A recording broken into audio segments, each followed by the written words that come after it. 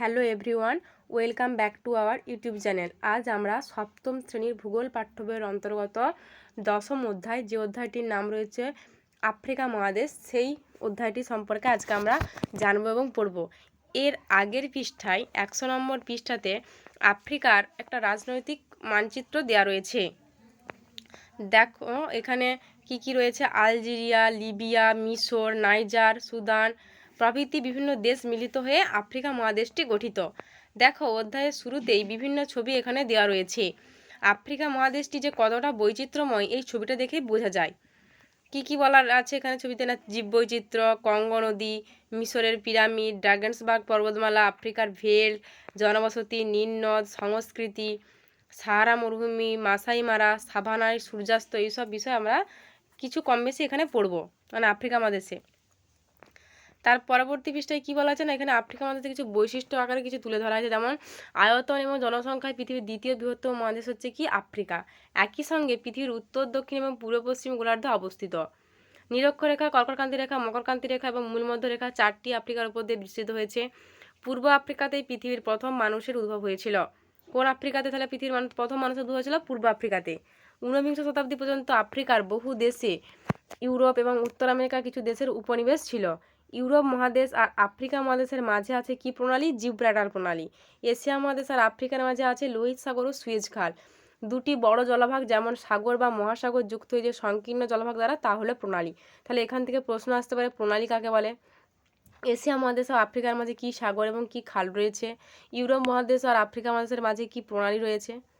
প্রাকৃতিক দুর্গমতা, অস্বস্তিকর উষ্ণ আর্দ্র জলবায়ু, গভীর জঙ্গল ও হিংস্র জন্তুর ভয় ইত্যাদি কারণের জন্য বহুদিন পর্যন্ত এই মহাদেশে আধুনিক সভ্যতার আলো এসে পৌঁছতে পারেনি। এই জন্য এই মহাদেশকে কী বলা হচ্ছে না? অন্ধকারাচ্ছন্ন মহাদেশ বলা হতো। তাহলে প্রশ্ন আসতে পারে, কোন মহাদেশকে এবং কেন অন্ধকারাচ্ছন্ন মহাদেশ বলা হতো?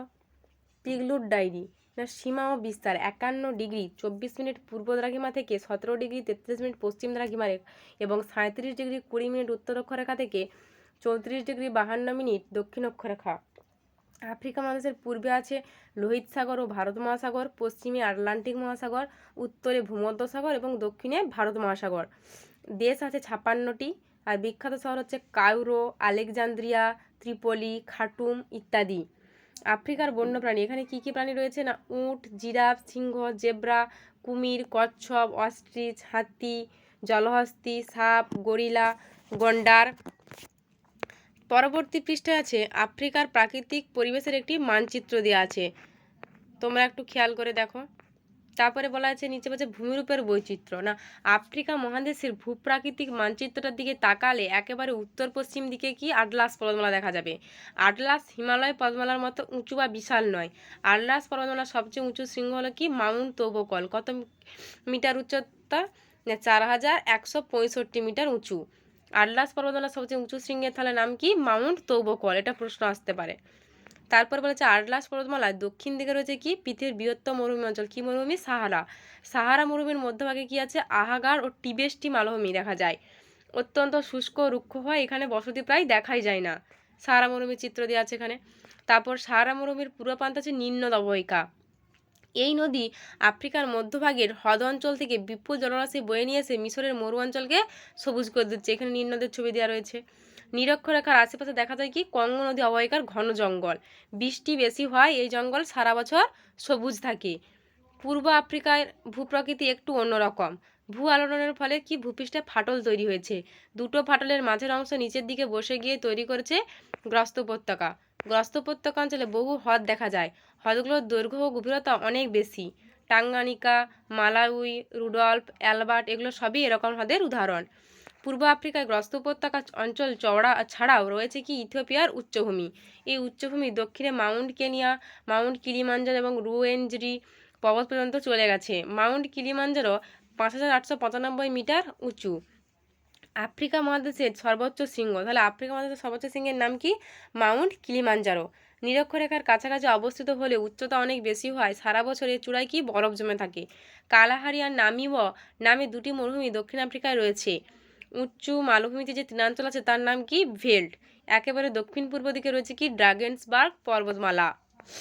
আফ্রিকার মানচিত্রে চিহ্নিত করে দেখাও। এই ম্যাপ পয়েন্টিংটি তোমরা 100 নম্বর 103 নম্বর পৃষ্ঠা থেকে দেখে করার চেষ্টা করবে।